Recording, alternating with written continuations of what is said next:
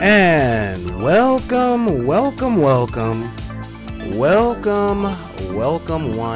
welcome all to the dark side of the room. How you guys doing out there? I can't believe I actually got this going up relatively on time. Sorry about the 5-minute wait out there, but I gotta say, thank you guys for showing up today.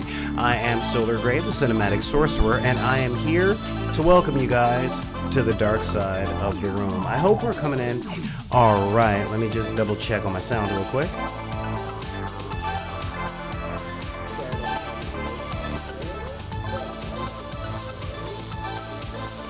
There we go. Yeah, just checking all that out. Had to lower the music a little bit. And just to add fun to funny, I'm just kicking up my volume just a little bit. So, thank you guys for showing up today. Today we are talking about running out of spoons. Just to give you guys a little bit of background in case you guys are new to the dark side of the room, welcome. And this is the show where I talk about my experience in being a gamer and a lot of the stuff, well, not just a gamer, but a nerd, okay? My experience in being a nerd, a geek, a pop culture fanatic, whatever it is that you want to call it. And my personal experience as a man of color. There's a lot of people out there that, are disenfranchised in other ways. So with that, I'm going to be saying, all right, let's talk about this. But first, if you guys want to be part of the show, I'm all cool with that. Just pull up a keyboard really quickly, open up your email, and type in backinthedeck at gmail.com. That's backinthedeck at gmail.com. You can also pat yourself on the back really hard for joining us here on the YouTube. Make sure to hit that like, hit that subscribe, share the stuff, grow the community, all that jazz. Join us over on Deckers on the Book, over on Facebook, that wretched hive of scum and villainy that none of us can actually escape from. If you don't really like looking at this little punum here, you can just head on over to SoundCloud where you can listen to all of our conversations and all that jazz. And you can download that stuff for free and keep it forever for as long as you want. And of course, on Twitter, Instagram, and those social media things, you can find us at Back in the Deck. Now, if you guys are liking what we do, I actually am going to talk a little bit about the contests today because we're doing a contest thing, but head on over to patreon.com/BID_P. Become a patron for $1 a month. We've got tiers that go all the way up to $100, but just for as little as $1, you can join in on the early release content. You can participate in polls, and you get access to our entire video backlot before anyone else actually gets access to that video backlot. Also, I want to say thank you and a major shout out there to our 2 prime patrons, those being Paul Mansfield and Shannon Boom Boom Lay. They actually are in our $20 plus tier. And with that, I gotta mention them and give them a shout out at every single show we do, regardless of the platform. So there you go. I'm giving you guys a verbal shout out and all that stuff.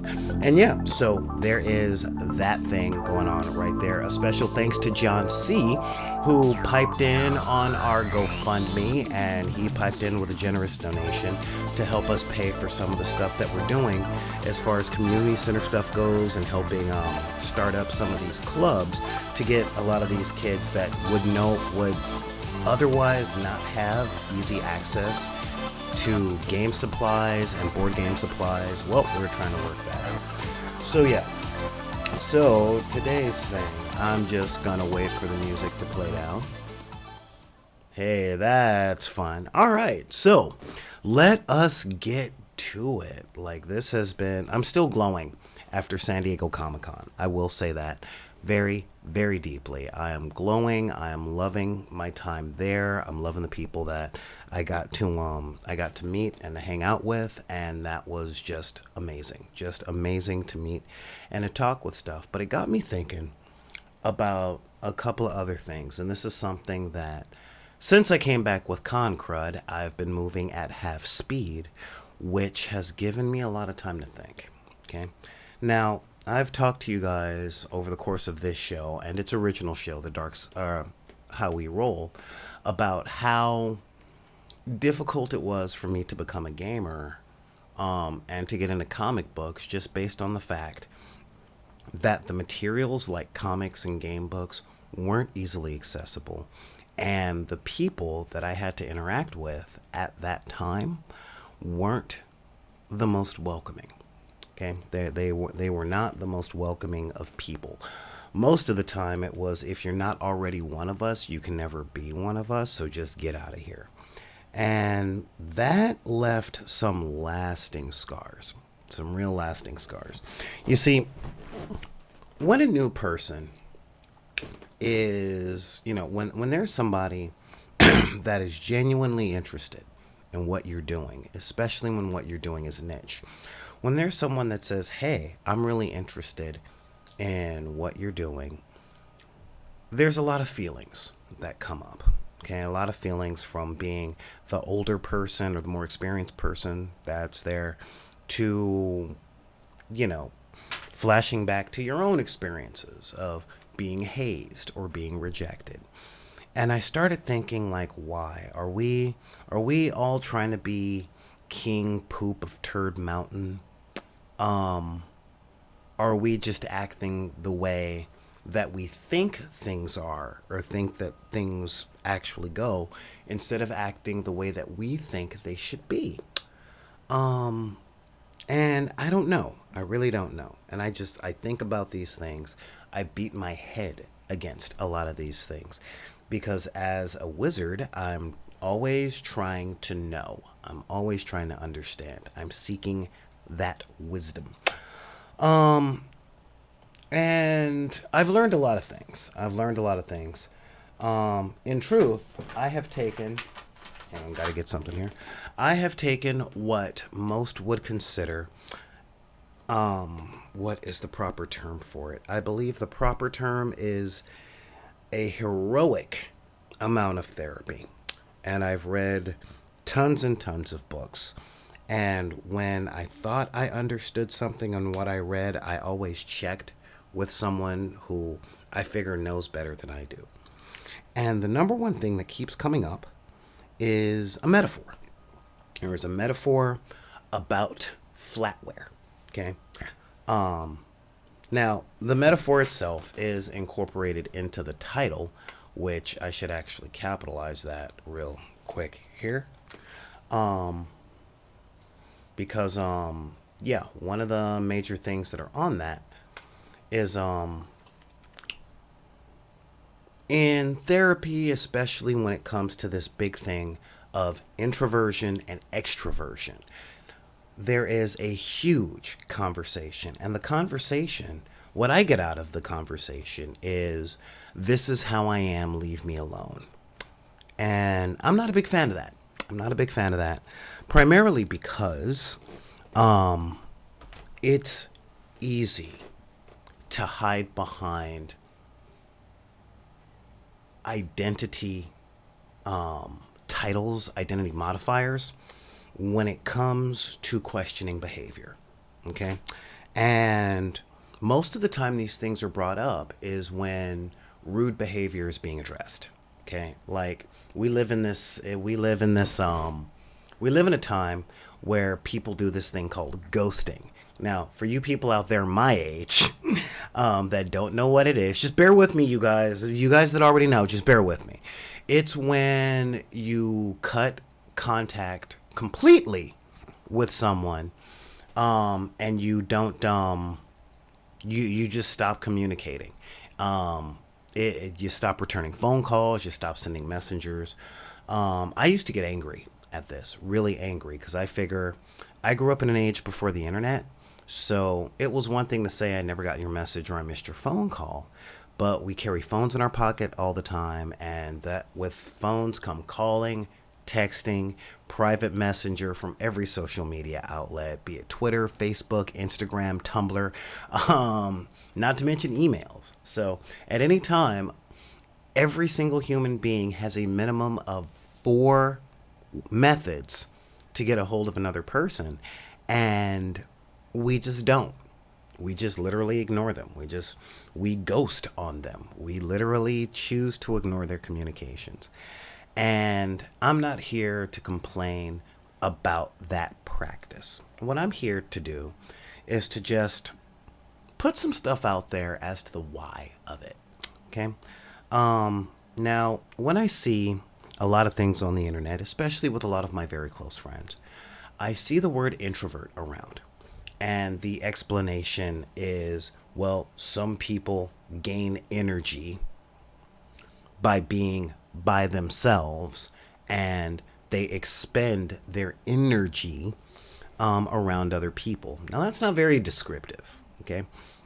And as far as extroverts go, we gain energy by being social and around people. We expend energy by being by ourselves.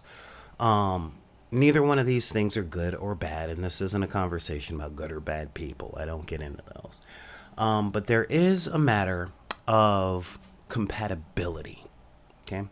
And one of the things I've learned is that when a person digs in to any reason to not examine their behavior, that means compatibility drops by about 80% because the entire relationship becomes my way or the highway.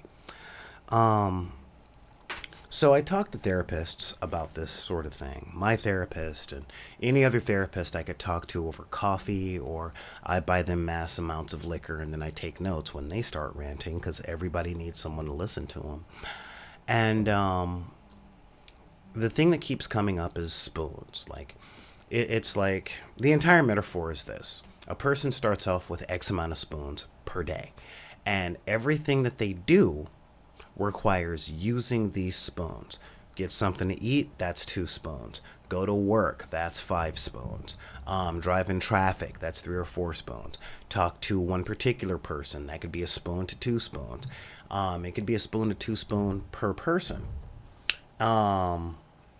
And when it comes out there, when a person runs out of spoons, they just got no emotional energy left.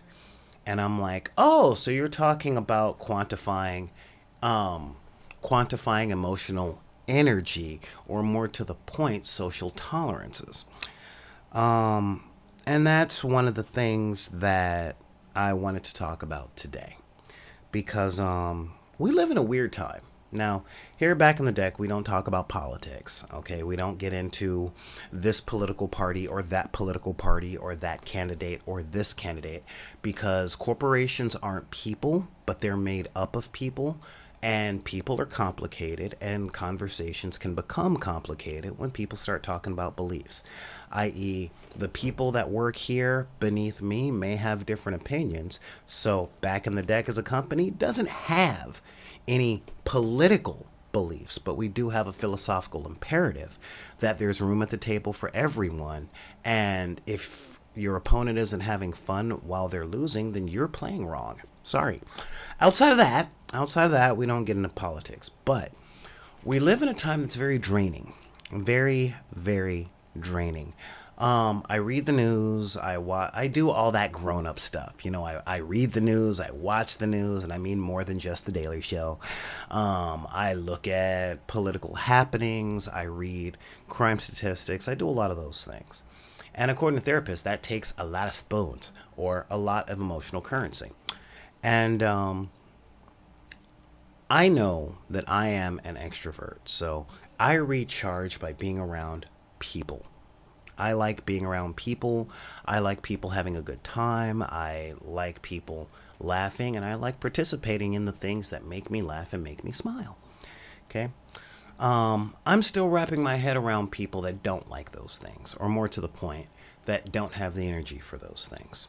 Now, we as pop culture fans, gamers, content providers, YouTube people, pop culture analysts,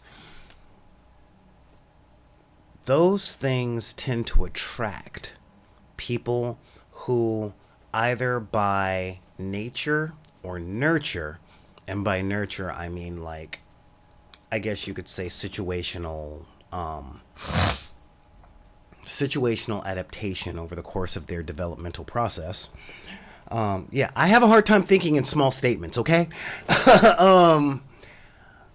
Tend to be introverted. We tend to be, we don't really like being around people. And I started to wrap my head around it a bit this year at San Diego Comic-Con because there were just so many people.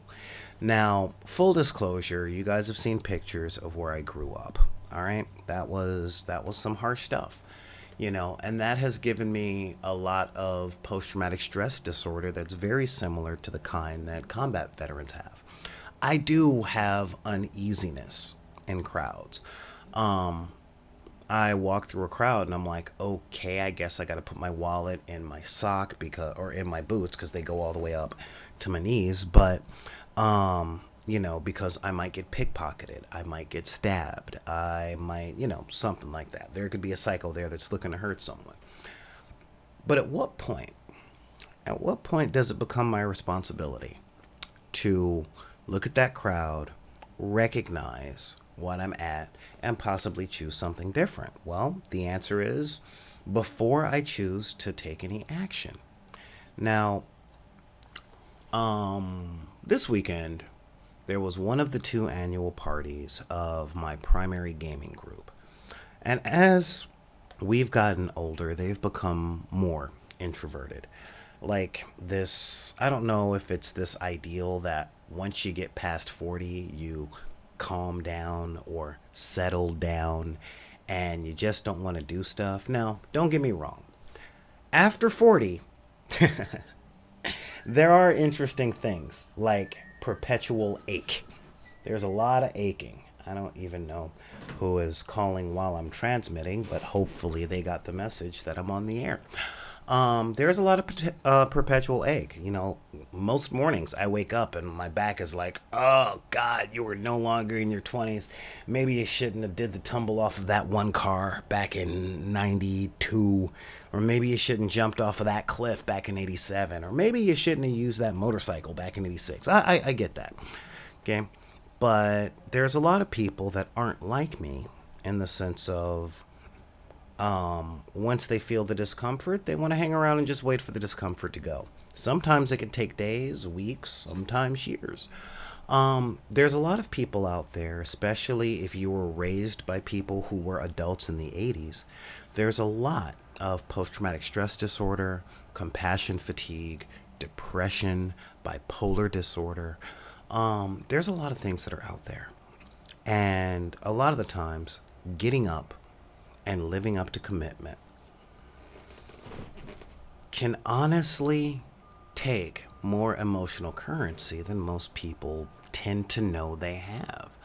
I took some really intense classes back in 2011, based on dialectic behavioral therapy. And, you know, it's a lot. I ended up coming out of the thing with a lot of phrases like mindfulness, which is the act of paying attention to your own behavior and your own thought process. Now, being an occultist on the level that I am, I don't get much leeway from the universe. I'm expected to know myself a lot better than anyone else knows me. And that's an interesting thing when you're an open book and you don't really have any secrets. So, but I'm still young as far as being a human goes. Our brains are fascinating things, and we don't really stop developing our brains. Or there's my great grandmother used to say that a man doesn't get any damn sense until he's 40, and then maybe. Now, I'm past 40, but not too much past 40. And George Carlin says that when you're 40, you don't know that you know. And often I amaze myself at how I look at things that my friends go through and I'm like, the solution is simple: A, B, C, all the way up to F. You don't have to go any further. And then I stop for a moment going, hold up, when did I figure that out? Like, why didn't I know this 20 years ago? So understanding that everybody progresses at his, her, and their own way and time. But when a person runs out of spoons, they are still responsible for the choices that they make in regards to the behavior that they exhibit. Now, why am I bringing this up? Because I see a lot of stuff online. And as a gamer of color, I deal with a lot of double standards. Okay? I deal with a lot of, well, they have a problem with confrontation, that's why they ghosted. They have issues that aren't related to you, although their behavior affects you. So you just have to accept. And the fact of the matter is, I do have to accept that they are, damaged just like I am. But I don't have to approve. And neither do you. Okay? You don't have to approve of when people treat you poorly, because that's just how they are. And over the course of my life as a gamer, I've had to deal with a lot of that from a lot of places. Well, these people act this way, and I'm sorry that you feel it hurts your feelings, and it's like, no. So what do you do? Well, I recently watched a video from another YouTuber, and they talked about the play no exit. And the moral of that entire play, essentially, it's three people stuck in a room. Three people stuck in a room to torment each other for eternity. And the moral of the play is that hell, H-E double hockey sticks, the place opposite of heaven, is other people. And part of the play, it's a man, two women. One man is in love with a woman, and the other woman is in love with the same woman, and she's tearing the man down. And the door opens and the man has a chance to leave. And he doesn't. Now, looking upon all of these things, it is very simple to say they should just get up and go. They just get up and go. Just leave, okay? You are in a terrible spot. Just get up and go. But when a person is out of spoons, when they are done with emotional currency, when they are just plain out of emotional currency, run out of spoons, they can't get up. When a person has run out of emotional spoons, they don't have the strength to deal with things in a rational manner. Now, what I like to do quite often when I'm talking about emotional and mental stuff, and this is a big thing, is I equate psychological / emotional stuff to physical stuff. Because there are biochemical studies that state that emotional pain activates the exact same portions of the brain that physical pain does. I'm dead serious. One of the things, if you've ever been in couples therapy, this action right here does the same thing to the brain as being slapped in the face, just pointing. Okay, that's like psychic aggression, and those types of things tear away at people's emotional currency. So when a person is just beaten down, okay, would you tell someone who literally just got their legs broken to get up and walk out of a room? Of course not, unless you're a monster. Unless you're the type of person that says, Stevie Wonder's ain't so impressive. You know what? Here, Stevie, here's my car keys. Let's drive. Let's see how that goes. Going by a person in a wheelchair and saying, come on, Ironside, let's dance. Unless you're that kind of a monster, you wouldn't ask someone who is physically incapable of an act to perform an act and have the expectation for them to do it. And if you are, then we can meet up somewhere and I will challenge you to fly at the edge of a cliff. And if you say you can't fly, I'll be happy to push you off the cliff. Oh, you'll fly. Oh, no, wait. People can't fly. Okay, why? Because they don't have the tools. They don't have hollow bones. We don't have feathers. We don't have long flaps of skin to catch wind and to generate lift in an aeronautic type way. We don't have that stuff. So no one would say, okay, that person is physically incapable of doing this, so let's get on them for not doing it. Yet, we do that to each other when it comes to emotional pain. And even worse, we do it to ourselves in regards to emotional pain. Now, this is something that I like to call cultural post-traumatic stress disorder. Okay? If you are part of a disenfranchised class, like if you are a woman in most of the world, if you are my skin color in the United States and certain parts of Africa, if you are English second language in the United States of America, if you are rural poor, and if you were raised in the public education sector, you're disenfranchised to some level. But we tend to hold people to the standards that we believe that we are. If you guys don't believe me, how many times have you heard, well, if I can do it, they can do it? And that has two very dangerous effects. One, that automatically compares someone's entire experience to yours. And second, and this is a really big important thing, it diminishes your accomplishments. I know. Just give me half a sec, all right? Just half a sec to talk about this. It's real simple. Now, this is my shout out to millennials and Zs. Not very many Xers, but a whole lot of boomers are on you guys all the time for being cocky and disrespectful and conceited, and you guys think so much of yourselves. I know the truth. Okay? I really do. I know the truth. The truth is, everybody is high on themselves until they get about 35. Okay? It's part of biochemical development. And if you don't believe me, call up your adolescent niece, nephew, or non-binary family member that's still in high school or in college, and you will see that most of them are cocky jerks. And why is this? It's because they haven't learned the lessons in life that you learn after school.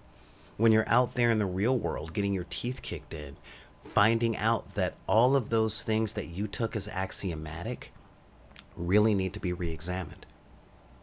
And when we don't do that, well, those of us who are past 30, past 40, we spent a good amount of time doing that, really re-examining what we think about life, and we see that things are different. But what we don't do is we don't recognize how far we've come. So to say, if that person over there that hasn't gone through my experiences and had my introspections and possibly not had my revelations doesn't think they can do it, or if I've done all this stuff and I can do it, so they, having not done that stuff, can do it too. You see how little sense that makes when you look at it? Okay? These are the things that make other people hell. And these are the things that remove our spoons when it comes to interacting with people. Now, you'll see all over the internet, don't stick around energy vampires, and don't surround yourself with negative people, and blah, blah, blah. Easy answer that leads to abandonment of people in need. Yeah, I'm making fun of all that stuff because it is quackery. You can go down any self-help Facebook feed, and the number one thing you will see are reasons to not show compassion to others. Why does this upset me? Well, it's simple. When people en masse follow these things, you don't end up with people helping each other and being there. You end up with a whole bunch of individuals avoiding every other individual to find better individuals, with this idea that the better individuals aren't avoiding them. And so we end up alone. All of us end up alone. Okay? Because we're always looking for the bigger, better deal. And we think that the bigger, better deal isn't looking for the deal that's bigger and better than us. And at the same time, we're not recognizing our own value. Now, when I say recognize your own value, I don't mean recognize your value and make your value on this metric to where there's only one possible value. That is dangerous. Okay? I told someone recently, because we talked about my dating life when I was in my 20s, and I told people that I have always seen myself as an emerald in a diamond market. An emerald is a precious stone. It is beautiful, it is precious, it is useful, it is gorgeous. It has value. But if it's in a diamond market, if it's in the market where everyone is looking for diamonds and they want diamonds, and diamonds are the only thing that they value, then that emerald is never going to be chosen. Okay? That doesn't mean there's anything wrong with the emerald except for its location. All right? Now, all of these things are things that help me rebuild my spoons. They're the ones that help me restock my shelf. They're how I do my emotional dishes. Okay? Because I don't really run out of spoons. I tend to run out of emotional currency. I'm like, sorry, man, I'm broke. I ain't got it. You know, you need these pearls of wisdom. I don't have any pearls. I don't have any emeralds. I don't have any gold. I'm out. I'm tired. But the one thing that I don't do is I don't leave at the first hint of discomfort. Okay? And this is one of the things that I see and it worries me. Now, if you guys are new to the show and you're going, I thought he was going to be talking about gaming, just bear with me, okay? Because all of this relates directly to tabletop gaming, and I'm about to tell you why. The process of tabletop gaming is sitting around a table with a bunch of other people who are most likely emotionally scarred introverts. So all of these things I'm talking about for internal introspection and the pain that one might be going through, if you sit at a table with 5 other people, they may be going through exactly the same thing. And then we have to talk about compatibility, because people's methods for dealing with pain do not always mesh well together. Okay? I know people who just freeze up because of trauma with yelling or violence. And I know people who need to express their aggression in an intense way. So one person is like, if someone yells and screams around me, then I freeze up because blah, blah, blah, blah, blah, blah, blah, blah, blah, and I flash back to when I was 8. And I know other people that go, I busted a hangnail, burn down all the schools, you know? And I'm going, okay, these two people might be sitting at a table together, you know? These two people might actually be friends, but if emotional trauma pops up, their methods of handling them that may be different. So what do we do? What do we do? Well, the easiest answer, it comes down to how I define friendship. Okay? A friend is a friend that can be, my great-grandmother defined friendship. And I say this every time I perform a marriage ceremony. And yes, I can perform weddings. She always defined friendship thusly: a friend is that person in your life that knows everything about you and likes you anyway. You know, and that means a lot. Okay, so if the person who's traumatized by loud noises and things breaking is in emotional distress, if they're around the person who's in emotional distress that makes loud noises and breaks things to recover, those two things are not going to be incompatible or are not going to be compatible. So what's the solution? And the answer, gamers, is to recognize that all of those things that make you introverted are okay, but there isn't always, like, every time and every place does not equal the time and the place. Okay? I know when I'm in emotional distress, I have no problem saying, look, I'm going through a thing. Okay, I'm doing my best to get through it, but you gotta bear with me and show me some patience because I'm really angry right now. And I need to vent, or I need to explode, or I need to build something, or I need to play with an entire playground full of kids.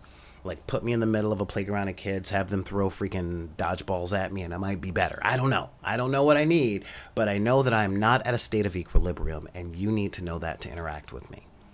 Now, if you can find a legitimate alternative to where I'm at right now, let's hear it. But we as individuals, especially in modern culture, when we're sitting at gaming tables or interacting with friends, have these very unfair expectations for people to behave the way that we think they should behave without us communicating what we want or need. And we hold people to expectations that may not apply to the culture in which they are from. See what I did there? I'm right back to my experience at gaming. Gaming in and of itself has been a very middle class suburban household thing. Okay? Or a rural poor thing. Now, what does that mean? Each one of these regions and economic states come with an entire set of cultural customs. Okay, I often say that not only is common sense not common, but it tends to be regional. I know here in the state of California, it changes every 30 miles. Every 30 miles, there's new, well, dude, you know you shouldn't go down there. I was talking to someone 100 miles away 2 weeks ago. And I'm like, yeah, I didn't know that there was so much construction down the freeway from here. And they're like, I thought you'd know. And I'm like, why would I? This is 100 miles away. I don't come here often. I don't drive that portion of that highway very often. So by what standard would you expect me to know that your local road was under construction? Think about that. Just think about that for just a minute. And when it comes to the things that we expect people to know, and some of you guys that know me in person get really irritated with me when I do what I'm about to say that I do, I tend to ask, well, where did you learn that? You know, where did you learn this thing that is common? And I do that to open their eyes to the fact that they have training in customs that other people might not, specifically the ones that they're upset with. Okay? Coming from inner city culture, the one thing that we are not is passive aggressive. You know, the closest thing to passive aggressive we get is a weird kind of, I'm being quiet right now because if I don't, I'm going to go off on you either verbally or physically. So, I'm going to just take a minute. No, I'm going to remember that. I'm going to remember that. I'm gonna remember that. You know, that's as close to passive aggressive as we get. You know, holla if you're from the inner city. You know, and if you don't, it's all right. I remember that. I remember that. Y'all staying quiet, just letting me dangle out here by myself. I remember that. All right. And currently I live in the suburbs where the worst thing in the world to be is rude. But the criteria under which a person can be considered rude is long and varied and nuanced. And if I were to actually write it down, I would need a scroll about 7 feet long, and it would all add up to just shut up, don't move, and wait for Armageddon. Because everything is rude, including agreeing at a wrong. It really comes down to mind reading. In the suburbs, you are expected to read the minds of everyone around so that you can behave properly without anyone having to risk being rude to explain to you what's actually going on. Hang on. Sorry. Oh God. God. Even verbalizing it makes my nose bleed. I mean, it's just, dude, I'm telling you. And I understand the principle, but the nuances are just killing me. Just killing me, y'all. So the important thing to understand about this whole spoon theory is that every single person out there is dealing with their own customized criteria for how they spend their emotional currency, or what spends their emotional currency. And that customization is very rarely willful. You know, it's determined by your formative years, how you grew up, what your parents told you the truth was. Who do you work with, i.e., who are the people at your job or at your school? And make no mistake, if you guys are out there in school, you kids and you teenagers, yeah, that's your job. It's the place you spend 90% of your day, and those are the people that you are surrounded by. It is, yeah, I'm okay, Vixen. Again, I just get a nosebleed from trying to navigate this weird thing that we call the suburbs. But every person that you deal with has an entirely individuated set of emotional currency or spoons, and so do you. So how do we navigate this? All right, because of course here on the dark side of the room we try and find solutions. The most efficient and simplest way to navigate these things is to openly communicate with your people in private. And when I say openly communicate, I mean no shorthand, no idioms, no soft language. Just be like, I'm going through a thing because I'm having flashbacks to when my puppy died when I was 6 years old, and I don't know what I need, but this is what I'm going through. And we need to be able to interact with our friends and other gamers without the fear of ridicule and persecution that is really, really, really prevalent in our culture today. Okay? And it's culture all over the internet. You turn on the news and it's right there. 10 years ago we called it pwned. Everybody is afraid of getting pwned. Look at that person get pwned or dunked on or schooled or whatever. All of these things have fostered an environment to where it's very difficult for people to trust. And it's our job as friends and people who care to be trustworthy. So that's what I hope that we can do.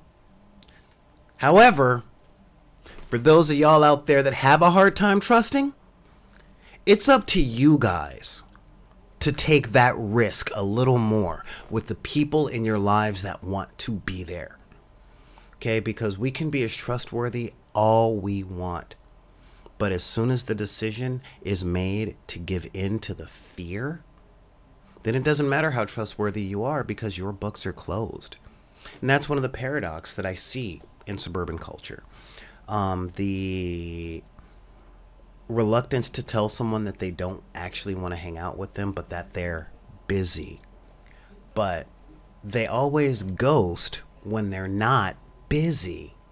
So if the timing is so bad that they reach out when you're always busy and you never reach out when you are busy, behavior states that the desire to be around this person isn't very high. And I see this in the workplace all the time. I am known in the places that I work to be like, look, if your answer is no, just say no and don't waste my damn time, you know? And people are like, oh, you don't gotta be so mean. I'm like, look, if you say no flat out, I will ask you why. And if your answer is no because of something that I can fix, I will fix it and then everything will be cool. But if you just don't wanna, don't lie. And when I say lie, don't come up with excuses. Don't omit the important fact that you just don't wanna. Because all you're doing is wasting the time of the people that want to be there for you, and that makes them not want to be there for you, which increases your net loneliness over time. So it just doesn't make any sense. Okay? The biggest thing that makes sense is to be honest. Be honest quietly. And when people are being honest with you guys, then you've got to show compassion to their honesty. Now that doesn't mean that you lie or bury the lead. No, not at all. There is a difference between being nice and being kind. Okay? A kind person will tell a harsh truth. You know? And a lot of the harsh truths are, we as gamers are pretty messed up. I know I am. And over the course of my life, when I've gone into different gaming circles, one of the things I've always had a hard time communicating is that what you know is cultural knowledge, and I'm not from your culture. And that's something that I want more people to understand, is that just because we come from the same country, we may not come from the same culture. We have the same base customs, like junior high school level English, presumed Christianity, but that's changing, and adherence to basic laws like not murdering, no violence toward family members, things like that, you know. And no, I'm saying, would you have a friend over if he's trying to punch your mama? You know, I wouldn't, and my mom can probably kick their butts, you know. So it's really a thing. But when it comes to just beyond the basics, beyond the driver's license, the love of fried food, the English language to a junior high level, automatically assuming that the person has the same culture and same customs and same idioms as you do can lead to a lot of misunderstandings. Now, I'm not saying that understanding these things won't make it so that you run out of spoons. But what I am saying is that understanding these things and acting from a place where these things are trying to be truly understood will help you refill your flatware a lot faster. So, before I get out of here, I need to tell you guys, we're running a contest, y'all. We are running a contest. And you know what? I'm not just going to talk about the contest. I want to do this with a little music. That's right. Yeah, I like that. Yeah, we're running a contest. And the contest is very simple. Number one, I love that you guys showed up. Please roll a critical hit on that subscribe button, and follow it up with a standard hit on the on that notification bell. But here's the thing. I've been wanting to give you guys more content, especially more live content when I'm on the road, talking to creators, hanging out with kids, that kind of thing. But YouTube won't let me until I get to 1,000 subscribers. Okay? So how do I do it? What do I do? Well, I could beg and plead and go on all that stuff. Or, since we live in the United States, I can give you guys some sort of incentive to do it. So we are having a contest. This is a contest out there to the deck mob, alright? So, what are we doing, deck mob? Well, it's simple. We are on three primary platforms. 1, 2, 3 platforms, okay? Those platforms are YouTube, where we are right now. We are also, as you guys know, on Patreon. We are also at twitch.tv/BID_P. So, what is this contest about? Well, it's really simple. We need 1,000 subscribers so that we can actually have access to more of what's available on YouTube. We need 100 patrons so that we can cover the bills and keep the stuff going. It's summertime, so electricity is spiking because of all the air conditioning and stuff. And that's getting kind of expensive. And of course, we need like 1,000 subscribers/followers on Twitch. So this is the stuff that I want to do for you guys. Okay? So here's the gig. When we hit 1,000 subscribers on YouTube, we're gonna have a little raffle. Okay? Matter of fact, we're gonna have a raffle. It's gonna be four drawings throughout our subscribers. Okay, I'm gonna roll a D1000, and whatever the die comes up, one of those people are going to get, boom, the Back in the Deck Cthulhu dice roller. Look at that, it's pretty. And we make them here at Back in the Deck Productions, and we're gonna have a drawing. Once we hit 1,000 subscribers, boom, we're gonna hit that. Now, a lot of people are like, well, I don't know, maybe you should do something at 100, maybe you should do something out of that. And I'm like, I'm sorry, I can't do that because I can't afford the kind of prize support for little bitty stuff, because I want to make sure that our prizes aren't like, you do this and you get a sticker. You know, no, that's, you guys deserve more, and we're better than that here. So, as soon as we get to 1,000 subscribers, there's going to be a drawing, and someone is going to get this, their choice of this. Or we have a secondary dice roller, the infamous Angel of Death Back in the Deck design. And, you know, that's her right there, all painted up right there. And, of course, as we announced last week, we have Teenage Mutant Ninja Turtles, Krang, Bebop, and Rocksteady miniatures, an entire set that was sponsored by the Zombicide makers, and these are expansions for the Zombicide game, which means they have all the stats and all that stuff. So if you have a copy of Zombicide and you want to see Teenage Mutant Ninja Turtles fighting zombies, boom, you have your chance to win that. Now, these are convention exclusives, which means you can try going to Gen Con and picking up a pair, or you can try and get a set off of eBay, and people who bought them at the con and are selling them on eBay are starting at 100. But as soon as we get to 1,000 subscribers, you might get one for absolute free, except for shipping, depending on where you are. And of course, our Back in the Deck dungeon tiles that we've been making, you'll be getting a complete set of those. Now, for those of you guys that are having a hard time understanding the contest, it's real simple. We are going to have 4 people get one of these 4 items, okay? The 4 items being Dungeon Tiles, Teenage Mutant Ninja Turtle Miniatures, Angel of Death Dice Roller, and Cthulhu Dice Roller. And we will be doing that draw when we get to 1,000 subscribers on YouTube.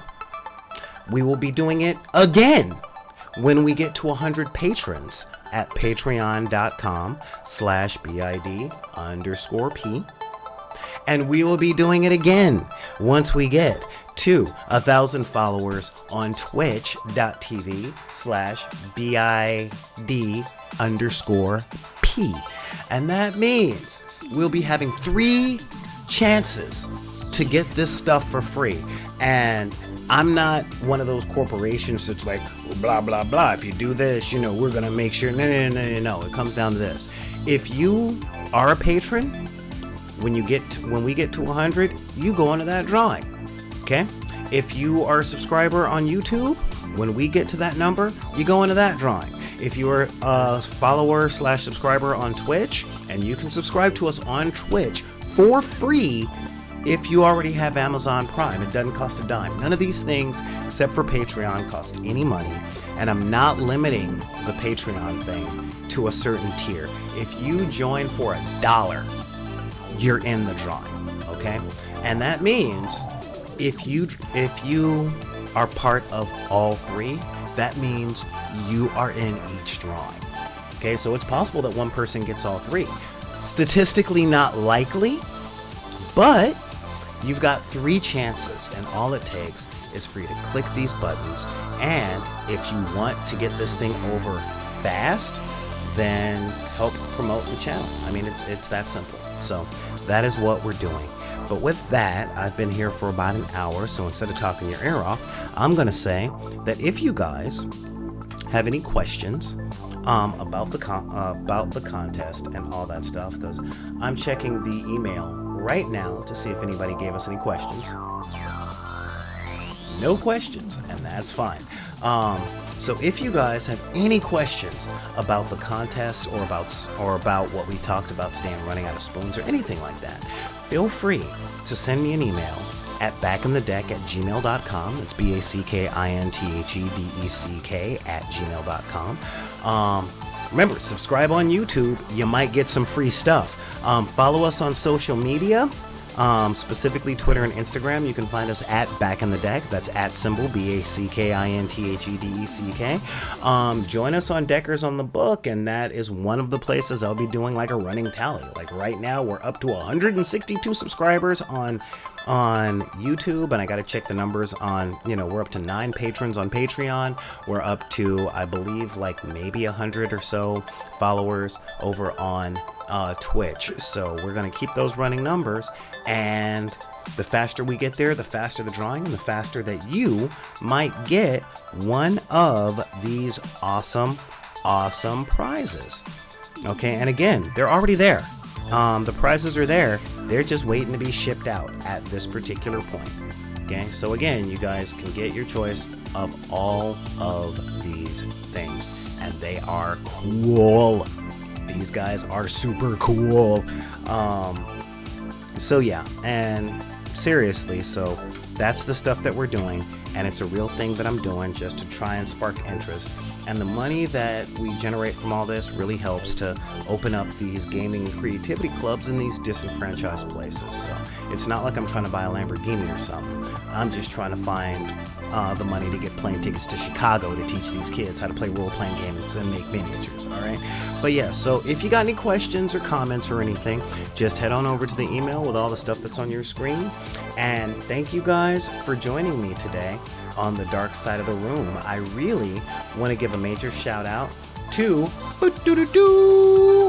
NP City. Thank you very much, Deck Mob, holding it down in there like you guys are always holding it down. So with that, I'm gonna say thank you guys for showing up, and if anybody tells you that you can't like what you like because of circumstances of your birth, be it race, religion, creed, gender identity, sexual orientation, your disability, or your budget, you tell them that we said to take those cards and put them back in the deck. This is Solar Gray, the Cinematic Sorcerer, saying thank you guys for joining me on the dark side of the room.